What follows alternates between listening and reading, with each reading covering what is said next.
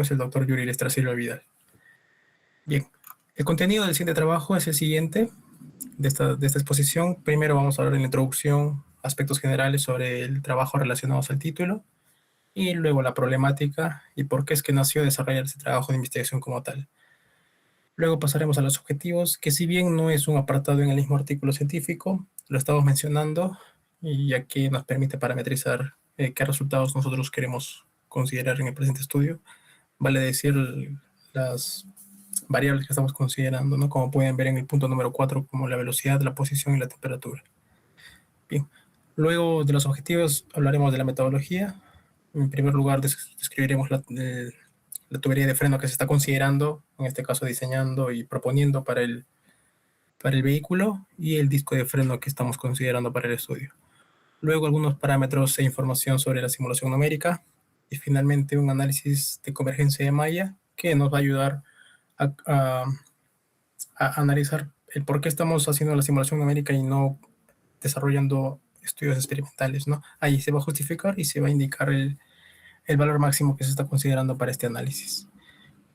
Luego de ello, los resultados, la parte más importante del artículo como tal y de esta exposición, donde, como se mencionó, se está considerando tres variables. La primera es la velocidad de entrada del aire al conducto que se está diseñando. Luego está el efecto de la posición del disco de freno, ya que en un vehículo comercial el disco de freno, por el mismo giro del vehículo, sea a la derecha o a la izquierda, no siempre va a estar en una posición fija, ¿no? Entonces estamos considerando, además de la posición, como si el vehículo estuviera avanzando de forma recta, también que esté girando a la derecha o a la izquierda en 30 grados el disco de freno.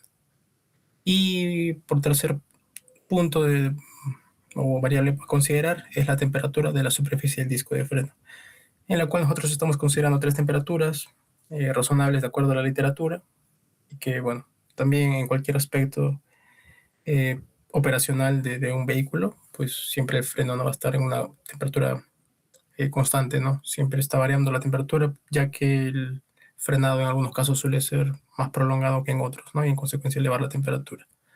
Y finalmente las conclusiones del trabajo.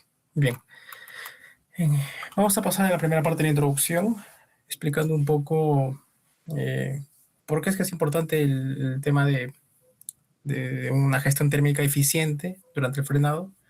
En general, en los vehículos, ya sean de carga pesada, de transporte u otros en general, existen todos los sistemas mecánicos son críticos, ya sea de la suspensión, los frenos, el motor mismo, refrigeración, etcétera.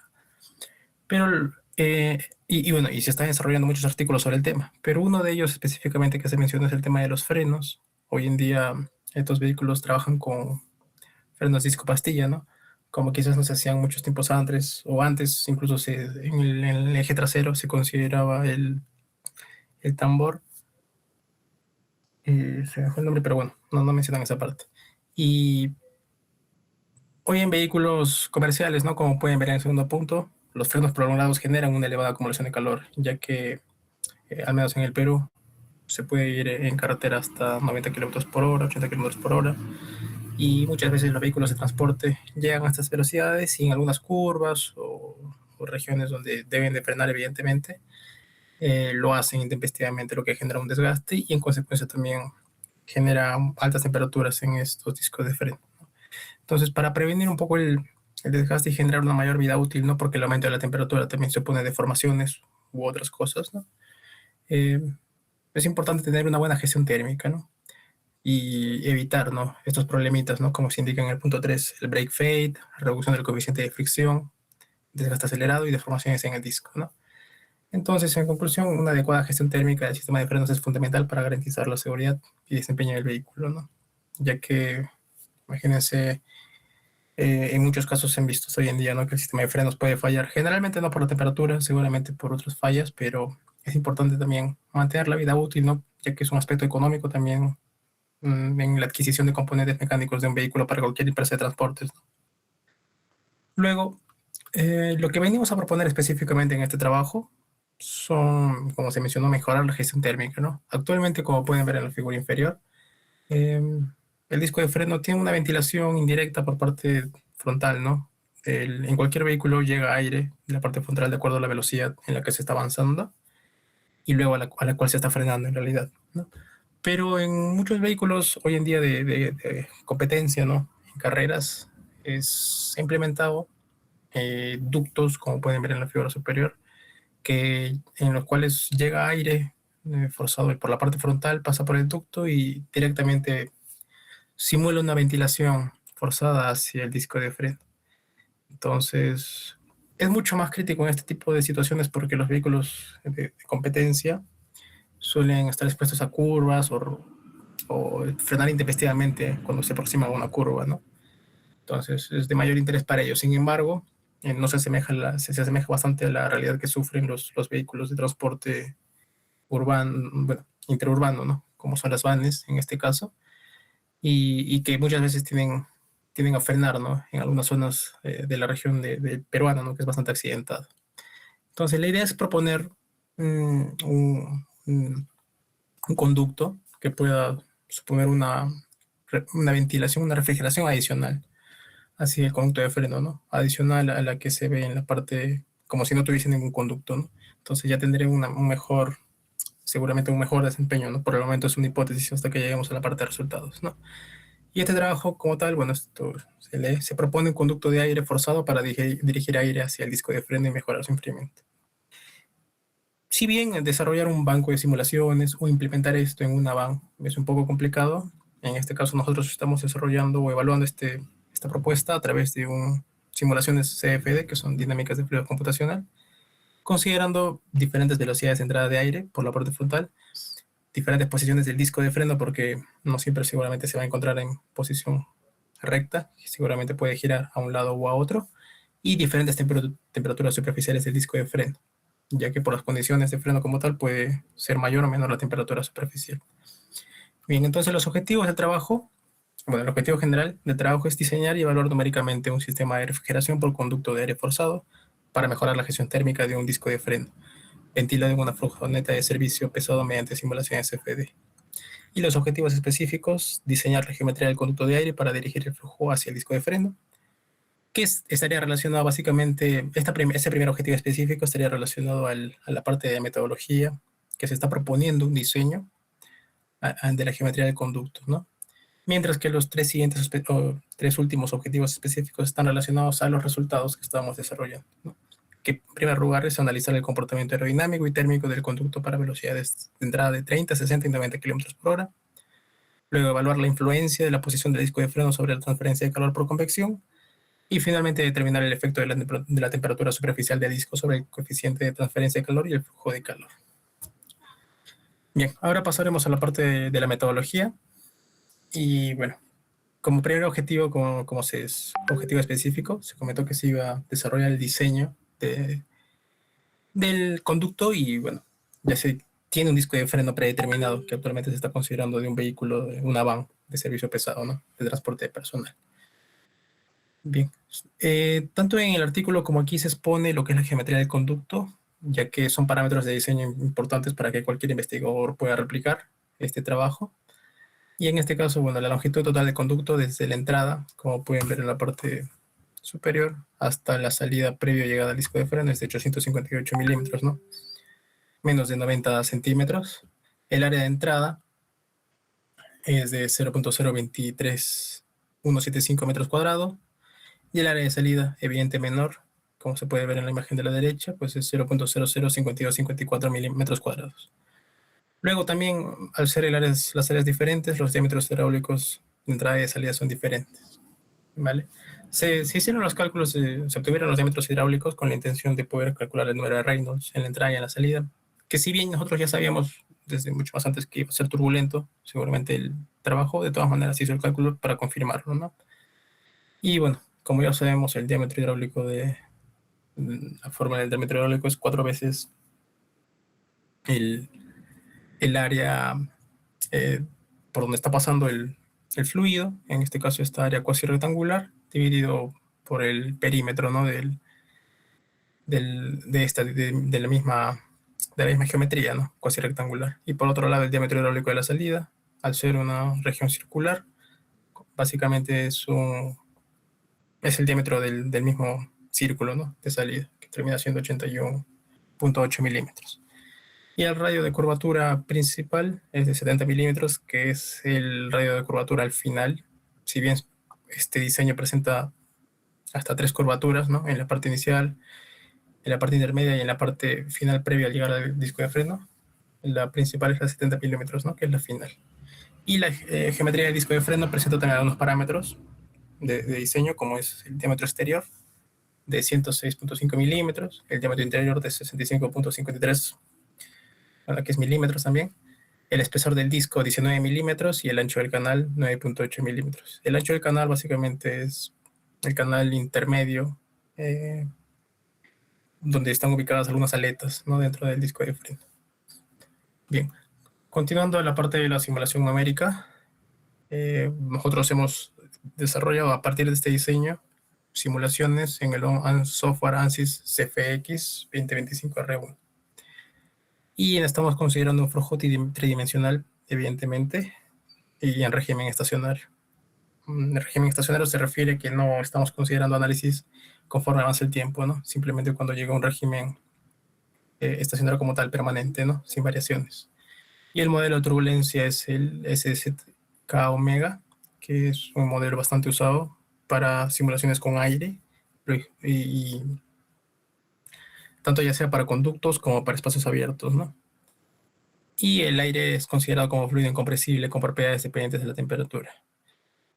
Si bien el aire es un fluido compresible, se está considerando incompresible en este caso por dos razones. La primera razón es que al hacer el aire compresible hace que la simulación sea mucho más pesada.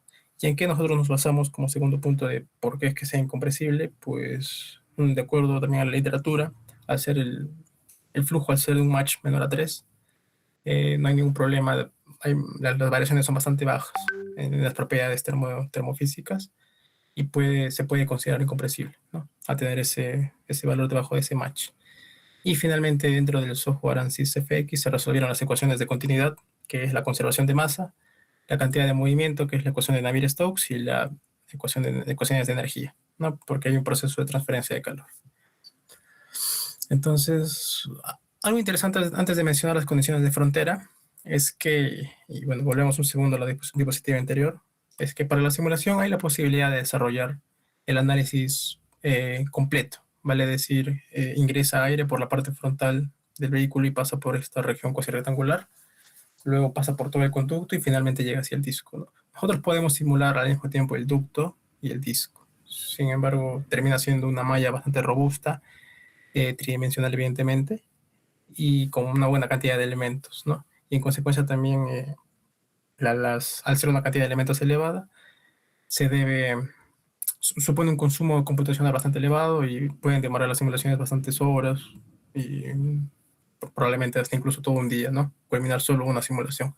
Por lo cual en este presente trabajo se está proponiendo no un artificio, sino algo que también muchos trabajos desarrollan, que es separar los dos puntos, ¿no? que estamos estudiando, ¿no? El primero es el conducto. Entonces, en primer lugar, nosotros estamos haciendo la simulación solo del conducto, con la intención de saber cuál es el aire, la velocidad del aire a la salida del conducto, ya que son regiones transversales diferentes, y saber si la temperatura varía o no a la salida del aire, porque evidentemente esta región del conducto está bastante próxima al motor de combustión del vehículo.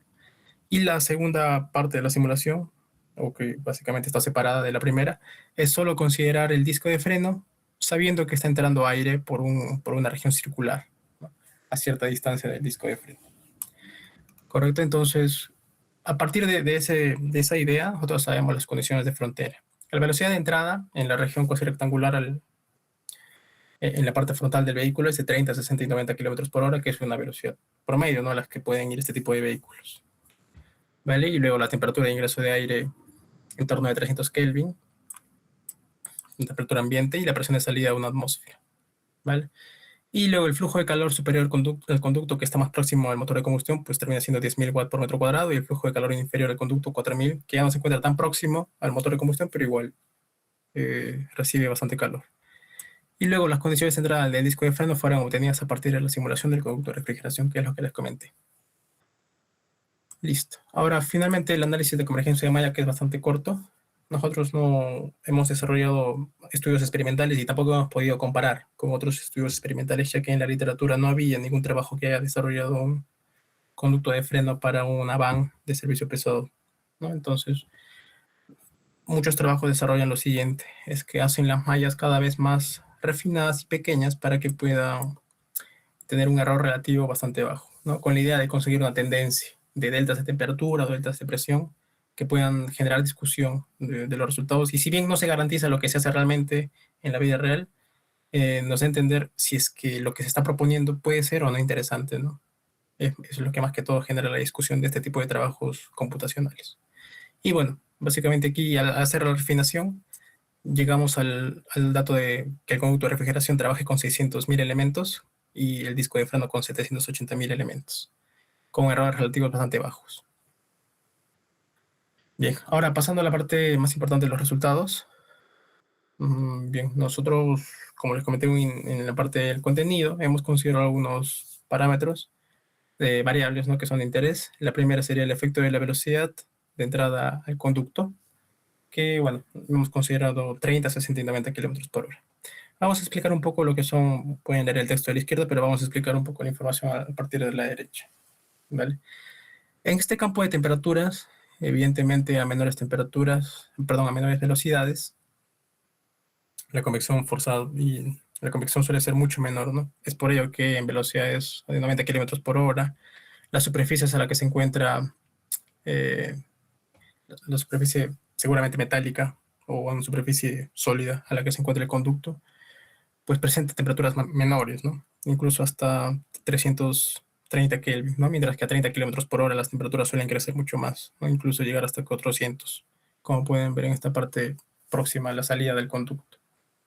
Esto nos puede ayudar seguramente a definir, por ejemplo, qué tipo de material deseamos usar para este tipo de aplicaciones, ¿no? Seguramente un material polimérico no sería suficiente, o de bajas prestaciones polimérico no sería suficiente, mientras que un material metálico como el aluminio o el acero quizás puedan ser más interesantes para que no sufran deformaciones o algún desperfecto en funcionamiento. Eso por un lado, y luego pudimos determinar la velocidad de salida. Y como podemos ver, bueno, la temperatura de salida eh, del conducto como tal. Todo se encuentra más o menos en torno a la temperatura propuesta de 300 Kelvin. Ya en el último caso de 30 kilómetros por hora incluso puede haber un poco de variación, pero se encuentra bastante próxima a la temperatura ambiente. Vale decir que no ha habido bastante influencia en la temperatura de salida, solo en la superficie del conducto como tal. Ahora, lo mismo, pero ahora analizando la parte hidráulica, que viene a ser la caída de presión, tanto para 30, 60 y 90 kilómetros por hora. Se pudieran ver algunas diferencias, evidentemente por la misma teoría de las caídas de presión. A mayores velocidades siempre van a generarse mayores caídas de presión. Por eso es que si bien en todos los conductos, no, perdón, pueden ver aquí en el conducto de 90 kilómetros por hora, tiene una presión absoluta en la entrada mucho mayor que en la que, bueno, no mucho mayor, simplemente mayor que en la de 30 kilómetros por hora. Pero finalmente los valores se encuentran bastante próximos y suelen ser mucho menores a la presión atmosférica, ¿no? Entonces, en cuestiones aerodinámicas, ¿no? Si es que este conducto puede o no influir en la aerodinámica del vehículo y en consecuencia gastar más o menos combustible, pues simplemente no influye, ¿no? Es bastante pequeña esta presión, esta caída de presión, tanto a 30 como a 90 kilómetros por hora, en relación a la presión atmosférica a la cual se trabajaría, ¿no? En un caso real, ¿no? Como se puede ver aquí en la derecha, la diferencia de presión al caso 4.6 kilopascales, que si no me equivoco, en el caso de el 90 kilómetros por hora. Y luego, comentando sobre el efecto de la posición del disco de freno, ya, como vieron hasta aquí, se ha desarrollado el tema del conducto. Ahora nosotros vamos a comentar el tema del disco de freno. Es la segunda parte de la simulación. Como se indicó, se hicieron las simulaciones de forma separada. Aquí simplemente podemos notar, se hicieron estos análisis de campo de velocidades a la salida del conducto y sobre el disco de freno girando, tanto sea para la izquierda, como pueden ver en la primera imagen, como a la derecha, que es en la segunda imagen. Cómo es que impactaba las líneas, las streamlines de velocidad sobre el disco de freno. ¿Y qué supone que las streamlines lleguen con mayor incidencia en el disco de freno, en un disco de freno que en otro, ¿no? Como pueden ver en la primera imagen, si bien sí hay bastante contacto con la superficie del disco de freno por parte del aire, al compararlo, por ejemplo, con la segunda imagen, existe un mayor contacto en realidad, ya que no solo impacta en la parte delantera del disco de freno, ¿no? Si bien impacta también en la parte trasera del disco de freno, aquí en este caso de aquí se impacta en mayor proporción, tanto en la parte delantera, trasera, y bueno, en la parte central del disco de freno, sí parece ser que el flujo es así bastante normal, ¿no? Entonces, cuando el vehículo generalmente suele girar a la derecha, parece ser que probablemente va a haber una mayor transferencia de calor, ¿no? Que vamos a ver seguramente en los resultados más adelante. Bien, como se comentó, primero vamos a analizar el efecto de la posición del disco de freno y ya viendo estos resultados podemos ver, bueno, esto se está considerando aquí el coeficiente de transferencia de calor en la pared, en la superficie de los discos, ¿no? Y de acuerdo a lo comentado más arriba, ¿no? Se puede ver que evidentemente hay coeficientes de transferencia de calor mucho más elevados, ¿no? Si bien, por ejemplo, cuando el disco de freno está girando a la izquierda o está básicamente el vehículo yendo de frente, pues pueden llegar a valores entre 129 y 166 watt por metro cuadrado Kelvin, ¿no? Mientras que ya cuando el disco gira a la derecha, ya se llegan a valores mucho mayores, ¿no? En la parte interna o incluso en la parte donde realmente incide también el aire en el disco de freno, ¿no? Que es en esta parte derecha, y suele llegar hasta 203 watt por metro cuadrado Kelvin, ¿no? Entonces sí, también hay una influencia en, el, en la posición del disco de freno, ¿no?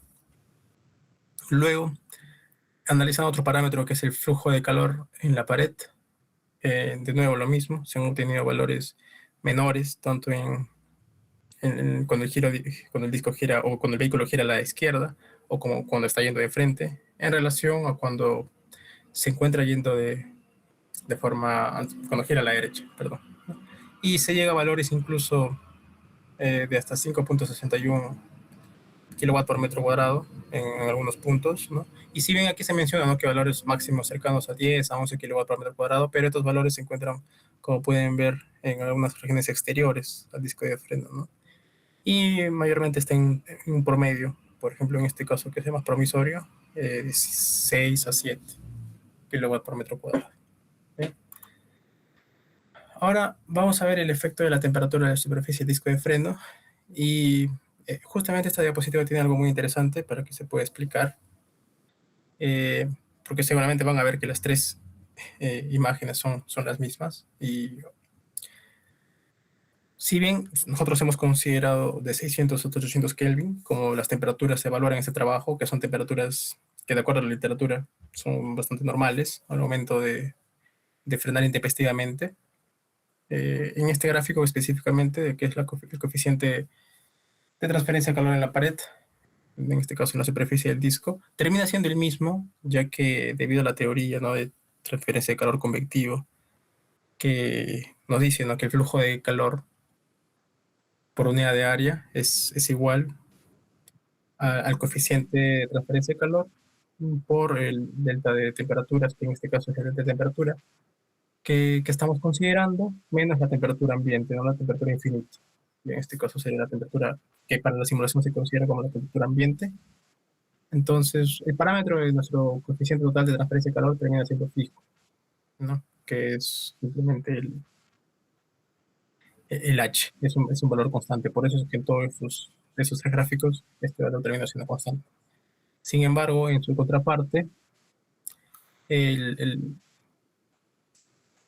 el, en el flujo de calor por unidad de área, que es, bueno, de acuerdo a la fórmula que se comentó, si bien el coeficiente total de transferencia de calor, bueno, el coeficiente de transferencia de calor convectivo es constante, el delta de temperaturas varía, porque la temperatura ambiente, el delta de temperaturas termina siendo esta temperatura menos la temperatura ambiente, ¿no? Entonces, para cada caso y en cada parte de la superficie termina siendo un valor bastante diferente, ¿no? Y evidentemente el delta es mucho mayor para temperaturas mayores. En este caso, tenemos que una temperatura mayor y por eso incluso se pueden encontrar valores de hasta 6 o 7 kilowatts por metro cuadrado. en la superficie del disco en este caso, mientras que evidentemente menores para el caso de 600 Kelvin. Y bueno, esto sería por parte de los resultados. Ya yendo a la parte de las conclusiones, el conducto de refrigeración diseñado mejoró la gestión térmica del disco de freno, mejoró la, bueno, dices, se puso dos veces lo mismo, no hace falta modificar. Incrementando su capacidad de incremento, la velocidad de entrada de aire. La velocidad de 90 km por hora presentó el mejor desempeño térmico, reduciendo la temperatura del aire respecto al caso de 70 km por hora. Sin embargo, no fue tan, fue más que todo en la parte interna del ducto, como se pudo observar en los gráficos más arriba.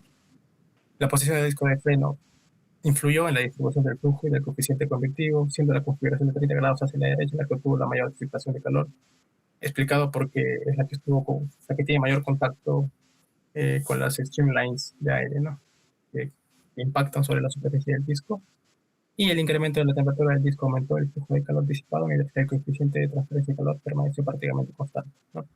Evidenciando que esto depende principalmente de las condiciones del flujo del aire. Y como se explicó, pues este cuarto punto se mantuvo constante por la misma teoría de la transferencia de calor, ¿no? Convectiva. Y bueno, esto sería todo sobre la exposición. Ya creo que duró 27 minutos, ¿no? Está más o menos bien por ahí.